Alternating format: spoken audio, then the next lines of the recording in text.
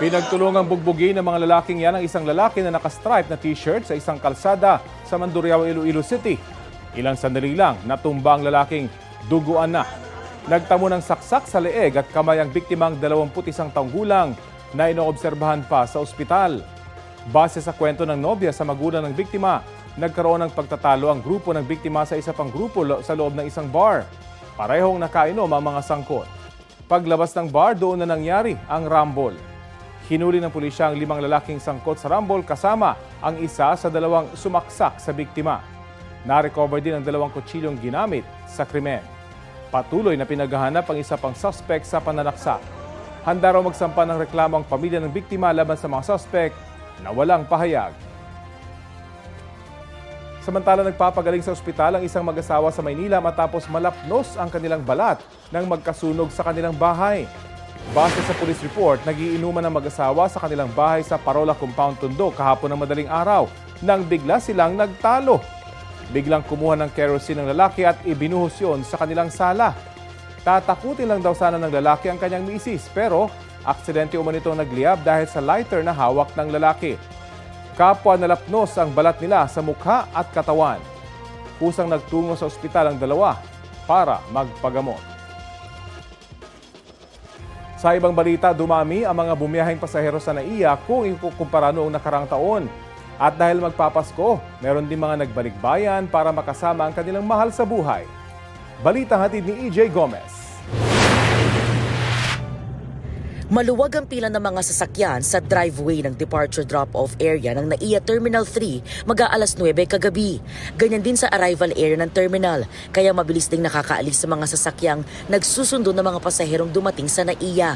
Pasado alas 12 ng madaling araw nang magsimulang dumami ang mga sasakyan at nagkaroon ng traffic sa departure drop-off area ng Terminal 3. Masusing chinicheck ang mga dokumento ng mga pasaherong pumapasok sa paliparan. Sa datos ng Manila International Airport Authority o MIAA, umabot sa mahigit 170,000 ang bilang ng mga pasaherong lumipad mula sa mga Terminal 1, 2 at 3 ng NAIA nitong araw ng linggo. Mas mataas yan ng mahigit 5% kumpara sa kabuang bilang na naitala sa parehong araw noong 2024. Para iwas traffic at aberya, ang mag-inang sina Maribel at Patricia bumiyahe na mula Taytay Rizal patungong airport ng madaling araw kahit alas 12 pa ng tanghali ang kanilang flight. Excited din daw kasi sila na makita muli ang kanilang haligi ng tahanan na isang OFW sa Riyadh noon pang 2009. Inagahan namin kasi baka matraffic. First time na mag-spend ng holidays, Christmas doon sa work niya sa Riyadh. Napaka-excited po talaga. Considering na this would be my first time flying again and after so many years. Ginhawa naman para sa maraming pasahero ang mga bagong lagay na self-check-in counter. Wala pa raw kasing 10 minuto ang kailangan sa pag-scan ng kani-kanilang mga passport bago makakuha ng mga boarding pass. Hindi pa puno ng pasahero ang departure area pero humaba na ang mga pila sa mga check-in counter. Madamdami naman ang mga tagpo sa arrival area. Mainit na sinasalubong ng mga kaanak ang mga mahal nila sa buhay na nanggaling ng probinsya. Gaya ni Shelo na sabik daw sulitin ang bakasyon kasama ang kanyang pamilya. Galing po kami sa Tacloban. Malis kami doon mga 7 ng gabi. The flight was nice. 2 of my children are studying here in Manila. So malaking bagay na holiday ngayon, magsasama-sama ang pamilya, lalo na't Pasko, with my siblings who are also here in Manila.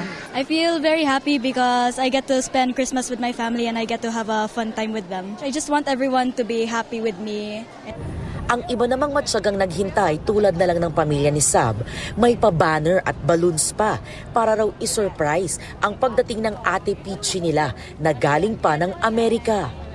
Surprise lang to para sa kapatid ko galing USA kasi 3 years bago umuwi at first time niya magki-Christmas ulit dito at saka New Year. So gusto niya ma-experience naman.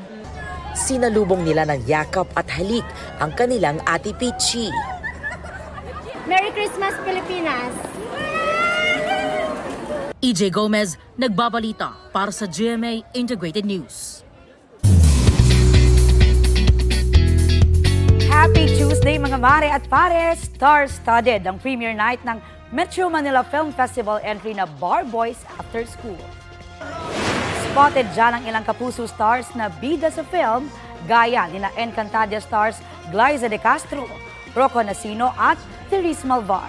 Present din si PBB Collab Edition Kapuso second big placer Will Ashley at si Maka star Bryce Eusebio na rumampa sa red carpet. Naki-meet and greet din sa fans ang iba pang cast ng film. Support din sina Sparkle stars Michael Sager at Lee Victor sa premiere night.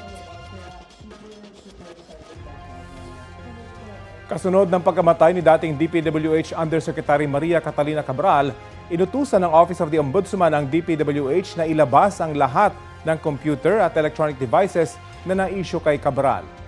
Isa sa ilalim ang mga ito sa pagsusuri ng isang law enforcement agency para matukoy kung may binago o binura o pinakialaman sa mga ito simula ng mais sa publiko ang mga questionabling flood control project. Tugon naman ng DPWH, susunod sila sa kautusan ng Ombudsman.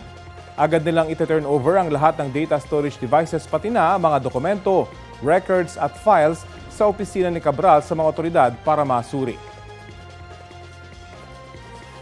Mahigit 721 billion pesos ang halaga ng insertion sa DPWH budget noong 2025 ayon kay Batangas 1st District Representative Leandro Liviste na batay raw sa records na ibinigay sa kanya ni dating DPWH Undersecretary Catalina Cabral noong Setyembre.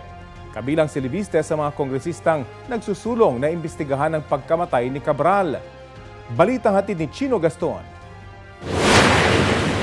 Naghain ng resolusyon ng ilang kongresista sa Kamara para imbestigahan ang pagkamatay ni dating Public Works Undersecretary Catalina Cabral. This inquiry is also a call to action to immediately secure testimonies, place witnesses under protection, and prevent any further loss of life or truth.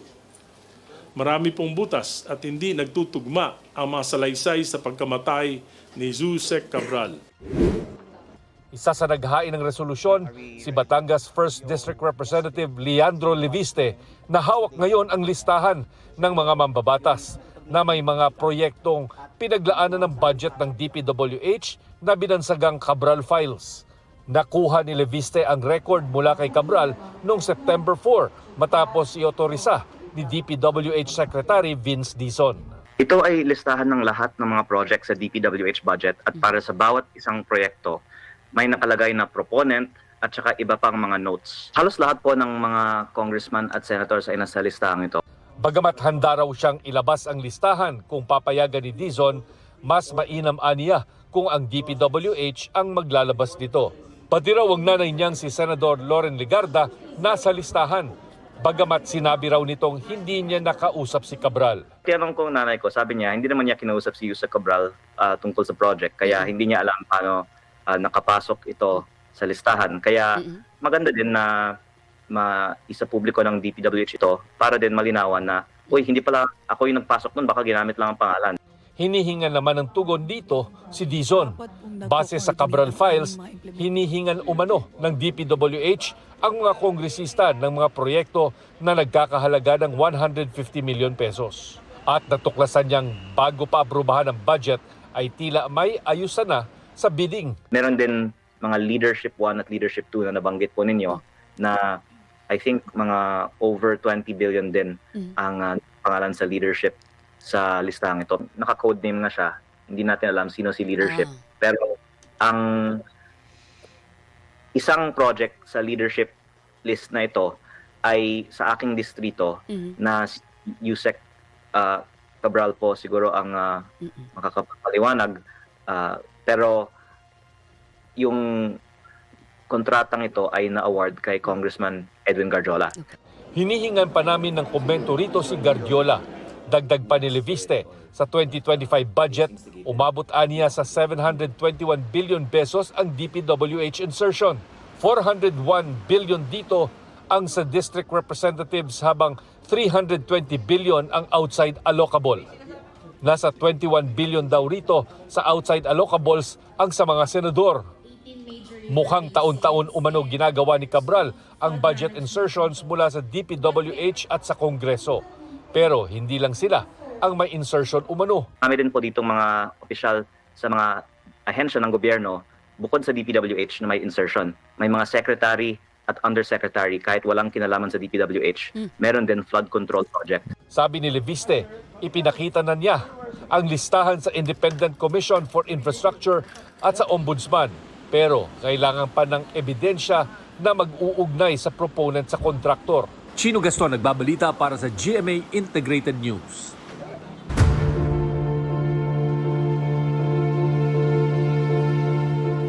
Naghain ng mosyon ang kampo ng kontratistang si Sara Diskaya sa Lapu-Lapu City Regional Trial Court sa Cebu para ilagay siya sa kustodiya ng National Bureau of Investigation. Ayon kay NBI spokesperson Palmer Malyari, hiniling din ni Diskaya na dumalo siya sa mga pagdinig sa pamamagitan ng video conference. Sa NBI sa Davao City naman, gustong magpalipat ng 8 opisyal ng DPWH Davao Occidental na kapwa-akusado ni Diskaya. Pinagkokomento ng Lapu-Lapu RTC ang NBI at ang Ombudsman sa Visayas sa loob ng 10 araw. Nakakulong ngayon sa Lapu-Lapu City Jail si Diskaya at kanyang mga kapwa-akusado dahil sa kasong may kinalaman sa Ghost Flood Control Project sa Jose Abad Santos, Davao Occidental. Sa Lapu-Lapu City RTC inilipat ang kaso ni Diskaya sa Davao Occidental alinsunod sa guidelines ng Korte Suprema na ilipat sa pinakamalapit na designated anti-graft court sa pinakamalapit na judicial region ang mga kasong may kinalaman sa flood control project. Sa paunang impormasyon na kuha ng NBI, sa January 2026 nakatakdang i-arraign o basahan ng sakdal ang mga akusado.